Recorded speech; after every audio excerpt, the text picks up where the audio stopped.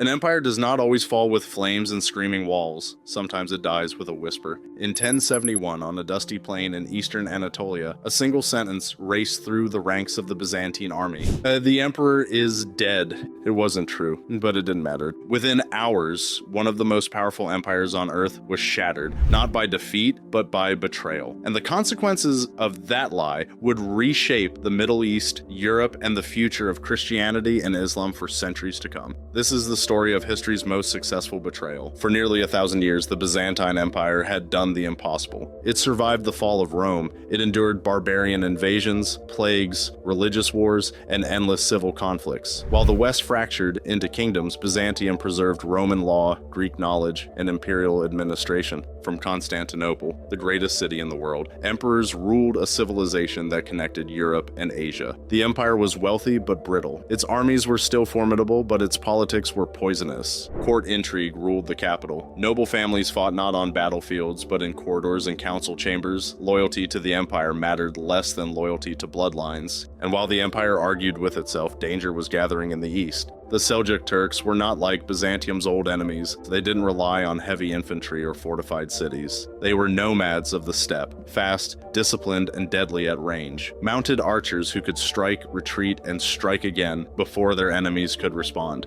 By the 1060s, Seljuk raiders were pouring into Anatolia, the Byzantine Empire's heartland. Anatolia was everything. It supplied soldiers, it fed cities, it paid taxes that kept the empire alive. Lose Anatolia, and Byzantium would slowly bleed to death. Something had to be done. Emperor Romanos IV, Diogenes was not a political favorite. He was a soldier, direct, aggressive, impatient with court games. He believed the empire could still be saved, but only through decisive action. In 1071, Romanos assembled a massive army. Greeks, Armenians, mercenaries from across Europe, a force meant to remind the world that Byzantium was still Rome. His goal was simple: confront the Seljuk Sultan Alp Arslan and crush the threat in one decisive campaign. But as the army marched east, Romanos made a fatal mistake. He trusted men who hated him. Among Romanos's generals marched Andronikos Doukas. The Doukas family was one of the most powerful aristocratic dynasties in Byzantium. They viewed Romanos as an upstart, a temporary inconvenience standing between them and the throne.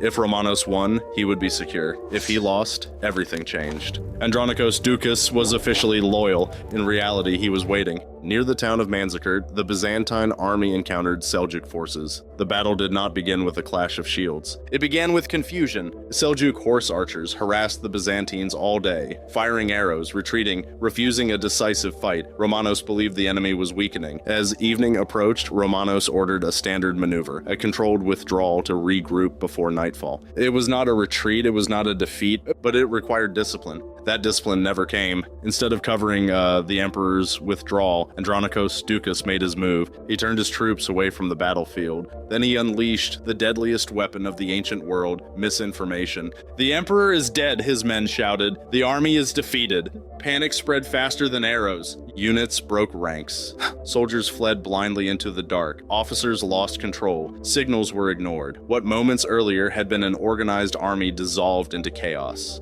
The Seljuks saw their chance. They attacked. By nightfall, the Byzantine army had ceased to exist. Thousands were dead, thousands more scattered across Anatolia. Emperor Romanos IV was captured alive, a living symbol of catastrophe. For the first time in centuries, a Roman emperor stood defeated before a nomadic warlord. Yet Sultan Alp Arslan did something unexpected. He spared Romanos. The two men reportedly spoke as equals. Romanos was released under generous terms, allowed to return to Constantinople. But the real danger wasn't the Seljuks. It was home. When Romanos returned west, the Doukas family had already seized power. They declared him a failure, a disgrace, a threat. Romanos was captured, brutally blinded, a common Byzantine punishment designed to permanently remove rivals. Andronikos Doukas never had to fight another battle. He had won. Scene 10, the true cost of the lie. With the Byzantine army destroyed and its leadership consumed by civil war, Anatolia was left defenseless. Turkish tribes flooded in. Cities fell one by one. Greek populations fled or converted.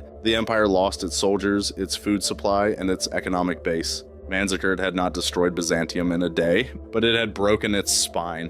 The empire that once dominated the eastern Mediterranean would spend the next centuries slowly collapsing, clinging to Constantinople like a shadow of its former self. The betrayal at Manzikert did not only doom Byzantium, desperate weakened emperors would eventually turn west for help. That plea would ignite the Crusades, wars that reshaped Europe, the Middle East, and relations between religions for generations. All of it traced back to one moment of ambition over loyalty. History often remembers conquerors, not traitors. But sometimes, the most powerful figure in a story is the one who never lifts a sword. At Manzikert, the Seljuks won a battle, but Andronikos Doukas destroyed an empire. The echoes of that betrayal would shape history for the next 500 years.